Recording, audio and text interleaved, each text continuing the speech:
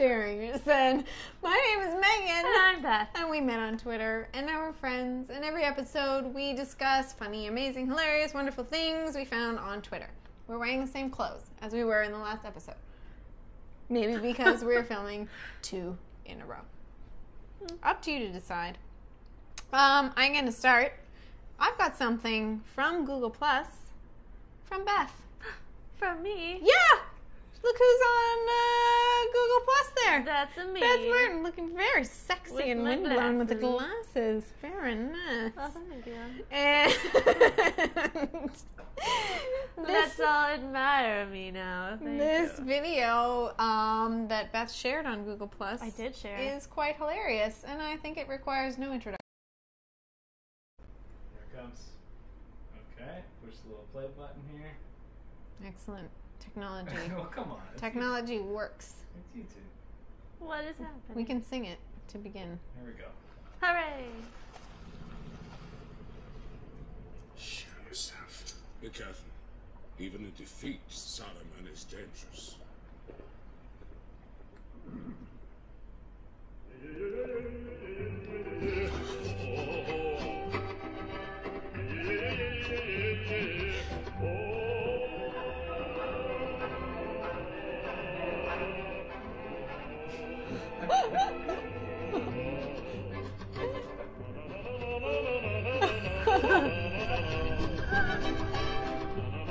They edited it. Hard enough. Shoot him. Stick him out when he's caught.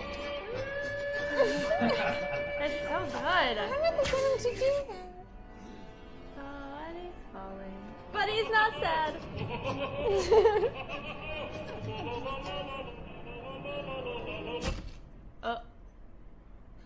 You know what's weird? Is I What? don't even remember that scene from the movie, and I've watched those movies a million times. It might be an extended scene. Perhaps. Is it? Because Because I'm like, We- I don't remember we have him the falling on the extended. wheel that way. Yeah, I think it is. Because we have a bootleg, extended version. Oh. And it includes that scene. And I remember the first time I saw it, I was like, I don't remember that. I don't remember that either. It's kind of grody. Also, is he gonna? Are our fine viewers going to see the volume thing going up and down like that? I don't know what you're talking about. When you change the volume, are they going to see that? What volume? Okay. Well, we'll discuss it later. We'll find out. I would like to tell you about an article that Hannah Sung tweeted from the New York Times about someone live tweeting a home birth. First of all, how do we feel about this? What? Live tweeting a home birth. How do you have The time woman to live tweet? And husband together were live tweeting the event of the birth. Things like, bugger me, that was a biggin. Home birth, hashtag. And he's saying things like, midwives everywhere, home birth. But live tweeting the whole thing. I don't know about that. What? Also, oh man, I've knackered the couch with amniotic fluid. Oh my gosh. Her name is Mary Wycherley, and his name is Martin Carr, and she is a photographer, and they together decided to live tweet the birth of their child. That is really intense. Would you live tweet the birth of your child? I doubt it. I don't think I would have the wherewithal to tweet anything. But I don't think I'd also have a home birth. No, No. You can still tweet I- it in the hospital. that's true. I Hospital guess. tweet. Would you tweet from the hospital? I don't know. Would you be like, oh yeah, epidural? Hashtag nothing. Well, I mean, I guess that. Yeah. Hashtag out of it. It does bring up some interesting questions, I think, about public versus private and so forth. Oh really? Well, I mean, it's sort of, it's out there. You build. Are we you gonna have a build- thesis? Like, are you gonna Let's have a defend your debate. thesis? I just spat on you, That's so I okay. win. No, I think, like, it's out there. The tool's out there. People have to be able to use it the way they want to use it. That's true. And if they want to share that part of their lives, then they should feel that they can. I They're not agree. being offensive No. or, I just think it's really interesting. It's a changing way of things. it to sure is. Share everything so Are they easily sharing under the second. pictures? I don't know. That's one thing I don't think I'd care to see. I don't know. But it is kind of cool. Like, That this is very family that interesting. isn't living there, it would be kind of nice to be able for them to be able to keep up with it. And the Yeah. story said something about a commuter train where people were all following the Twitter accounts and cheered when the child was born. You're kidding. Yeah. Amazing. Okay, so a big thing this week. George R.R. Martin's next book in the Song of Fire and Ice series is out. This was tweeted by Alex Howard, who is Digifile. He likes digital things, I assume. So, A Dance with Dragons has been released. Is that him? Is That's that George That's R.R. George Martin? there, Georgie. And Like his I don't know why I called chapeau. him Georgie. Chapeau. Every photo I've ever seen of him, he's wearing a hat like that. Oh, really? Yes. Amazing. So this is a long-awaited novel. The fourth novel, A Feast for Crows, I was glad to see it reviewed. The story is from The Atlantic that was tweeted, and it was sort of, they called Feast for Crows plotting and something else. And I'm really glad I saw that because I felt guilty because I stopped reading it halfway through. Anyway, I'm very excited. Who is this guy? George R.R. Martin is the author of the Song of Fire and Ice series, the first of which is the Game of Thrones. Game of Thrones. Yes, Which is now a show on HBO. Yes. So what was really interesting here, there's this whole interview from him, and if you're a writer or interested in fantasy or any sci-fi or whatever, it's very interesting to read. But one of the things I really liked, he said, I've always agreed with William Faulkner. He said that the human heart in conflict with itself is the only thing worth writing about. I've always taken that as my guiding principle, and the rest is just set dressing. Wow, nice work. Isn't I that like that interesting? advice. I like that too. He also sort of acknowledges how much sex and violence he has in his stories, and if you've read the stories or even if you've seen the show, you know, you are aware that there is a lot of it. But he said, in response to people who say he has gratuitous sexual violence, he said,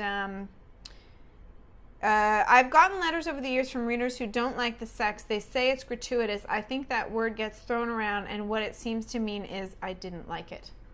And I think that's also fair. That's true, yeah. Anyway, very interesting article in The Atlantic from George R.R. Martin on the eve of the release Of the new book. The new book. Hooray! Hooray! Also an excellent series. Please give it a try. Yes. Lifehacker tweeted, turn your Facebook page into a stealthy Excel grid.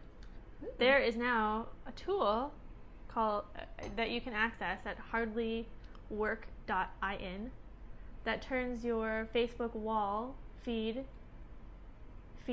not wall, into an Excel grid. So when you're looking at it, it looks like you're looking at Excel. Oh.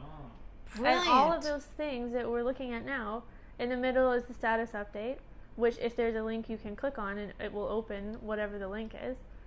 On the left is the whoever posted it, and other details are in the grid. So it's actually kind of brilliant. That is amazing. I think that's so smart. It is super Have you smart. tried it? I haven't tried it. I feel kind of weird about it because I've tweeted it and also told people about it, so I don't want to be like caught using it just in case. Are you not allowed to use Well, I don't Facebook think at it's- your work? I don't know. I don't think it's a thing, but Mm. it just seems like I'm trying to be sneaky when I don't really. It's not really my thing. See, it's part of my job to use Facebook. Mm-hmm. And yeah, I'll leave it at that. But it's cool. So if you are in a workplace where you can't use Facebook, this might be an interesting, sneaky way to keep up with your friends. Because I think it's fair to say that even if you're in a place where you're not supposed to use Facebook, you're probably finding ways to use Facebook anyway. Probably at least once a day. I think, you know what, I personally think, who was it that said that we, like, our maximum amount of work for productivity is 90 minutes and then we need a break? Yeah.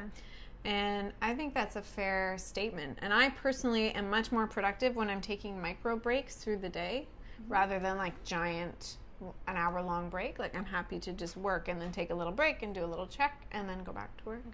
That's my preferred method of working.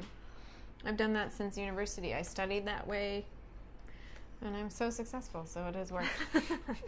Super successful. Super successful. Here at the Twitter Friends. I've got a recommended follow here. Oh, really? Really? Mommy Wants Vodka. Her actual name is Becky. And she is hysterical. And yes, she's a mother, but that's not all that she is. She is many things. She is a writer, and she is a hysterical lady, and I think you would enjoy her, actually. She's very, very funny, and she doesn't hold anything back. Awesome.